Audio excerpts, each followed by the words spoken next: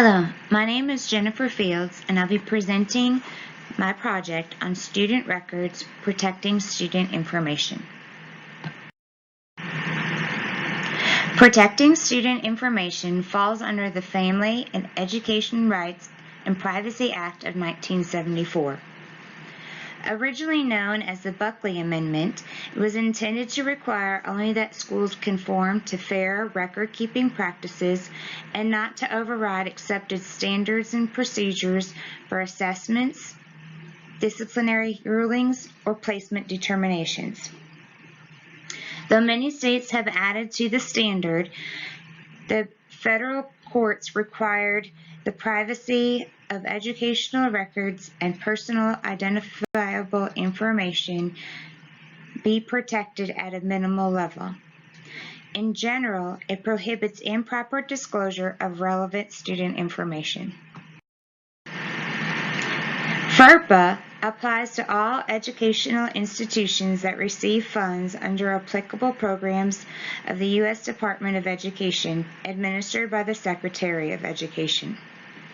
Parochial and private schools at the elementary and secondary levels are not subject to FERPA because they do not receive federal dollars. However, private post-secondary schools do receive funds and therefore subject to FERPA. FERPA is important to educators because it relates what information can legally be released and the limitations set for teachers based on the need to know information. FERPA is a right guaranteed to parents, which allows them the right to inspect and review student education records maintained by the school. These rights transfer to students at the age of 18 or upon attending school beyond high school. Rights are still applicable to parents of college students if the student is dependent under Section 152 of the Internal Revenue Code. Upon review of the record, parents or students may request that inaccurate or misleading information in the records be amended. The school must consider the request. However, should it decide not to amend, it must inform the parents or students of the right to a hearing. If the school still chooses not to amend a written statement, contesting the decision may be placed in the record to remain as long as the institute is maintaining the records. FERPA requires written consent to release information about students that are contained in the education record. Additionally, place restrictions on parties who may access PII. There are exceptions to this, however. The schools may not generally disclose this information to a third party unless the student has been provided written consent. There are a number of exceptions. It allows school officials within a school to obtain access to personally identifiable information contained in education records, provided the school has determined that they have a legitimate interest in the information.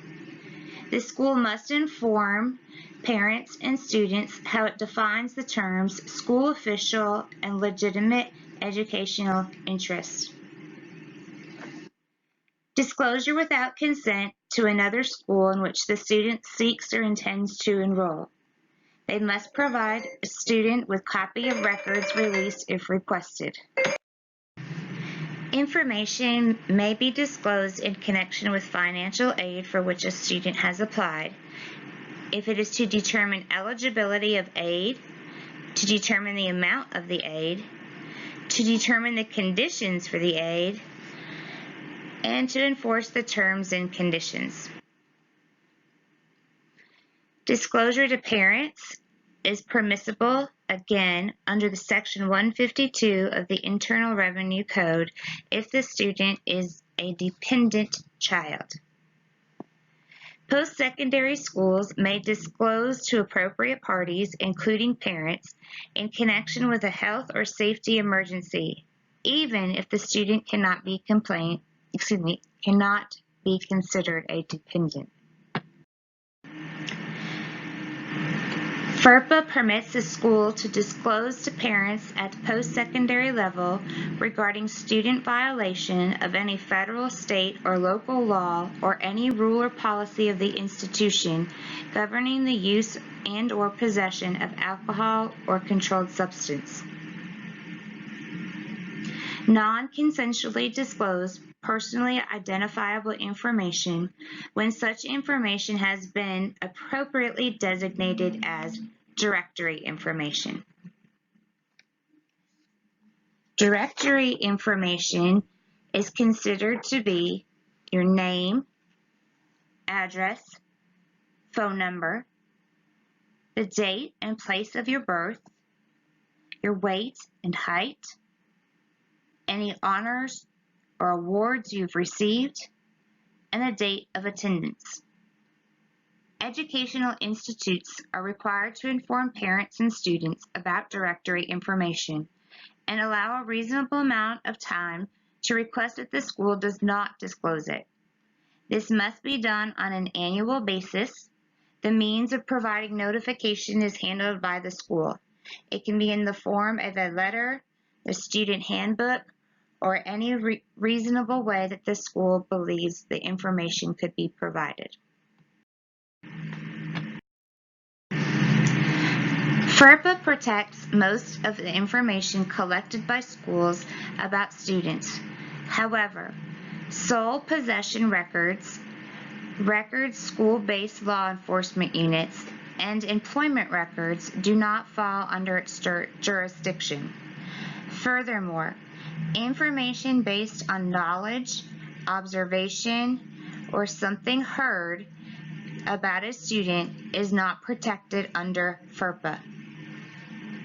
Students with disabilities are covered under FERPA as well as IDEA.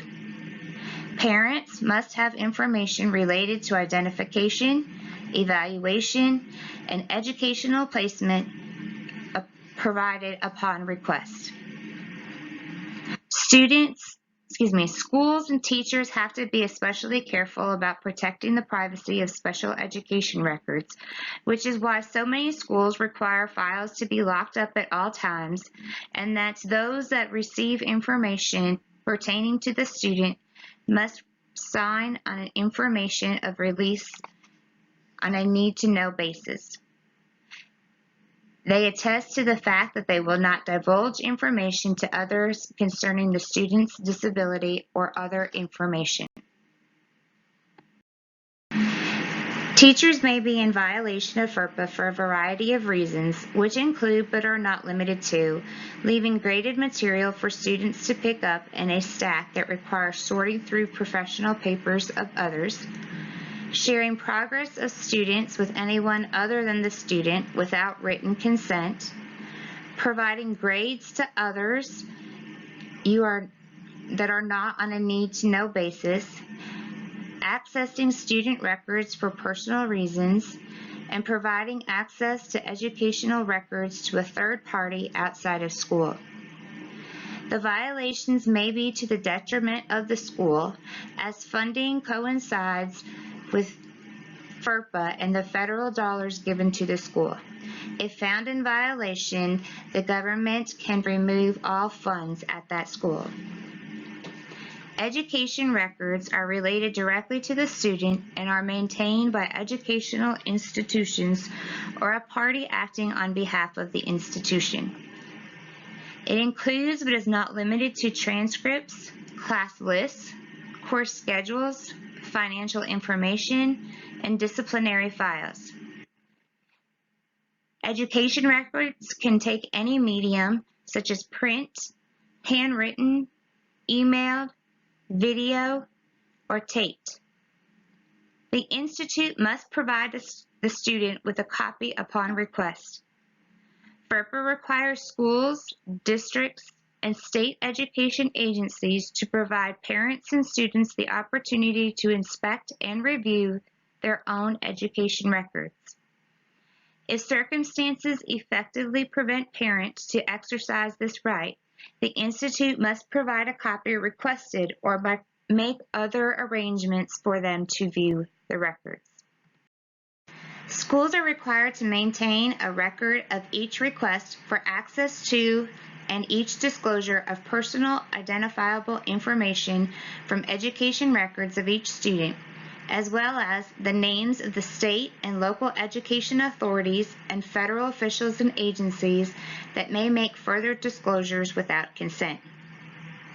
Each request and/or record of disclosure must contain the parties who have requested information and/or received PII from education records, legitimate interest the parties had in requesting and obtaining the information.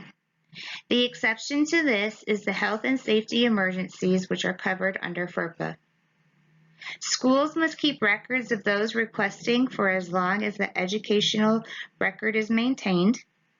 And it's important to remember that while FERPA does not contain any provisions that require school and district to disclose PII, it describes conditions under which school may disclose educational records without parental consent. I chose to look at 3 cases involving FERPA. The first, Owasso Independent School District versus Falvo. Falvo, the mother of students attending the school, wanted a ban placed on student grading because it embarrassed her children. The court ruled that this action was not covered under FERPA because the kids were not acting as agents of the state and were not maintaining the records. Courts did not discuss when grade books were applied, but held to the belief that this practice by many teachers was not in violation of FERPA. In Locke versus the Board of Education of Edwardsville Community School District, information was requested on IEPs for the 2002-2005 school years, broken down by disabilities, the numbers of IEPs granted for students suffering diabetes and/or emotional disturbance, students authorized to homeschool or offered an alternate high school arrangement. The school district was not willing to give all of the information and asserted that prohibited release except in limited circumstances, none of which were present with Locke. The courts ruled that it was prohibited, and the community school district provided information to the plaintiff by coding each student by a number. The last was Langston versus ACT. Langston was an excellent football player who had to take the ACT in order to be eligible to play Alabama football. The first time he took the test, he scored a 10. The next time it was offered, he scored a 20. ACT automatically flags scores that go up 6 points within 20 months. It compared booklets and the answers around the students from which Langston was working while taking the ACT and found that several of the answers and questions were exactly the same. This led ACT into looking at the eligibility based off of, it's led ACT to an investigation in which it requested a transcript. The plaintiff refused to supply it. ACT provided 3 options. Langston could retest the ACT at their expense, he could cancel the scores and receive a refund, or he could go to arbitration. He did not take any of these. ACT reported it was canceling the scores. However, the high school neglected to take his scores from the December testing off of his transcript. When the University of Alabama called ACT to confirm the scores, ACT refused to comment. Alabama declared the plaintiff was ineligible to play pursuant NCAA Proposition 48. The plaintiff sued for breach of contract, outrageous conduct causing severe emotional distress, and he amended it to add libel and slander. He also claimed that ACT's request for the transcript violated FERPA. However, the courts determined that FERPA was not acting as an educational institution. They did not receive monies from the government, and disclosing student records without consent did not pertain to them.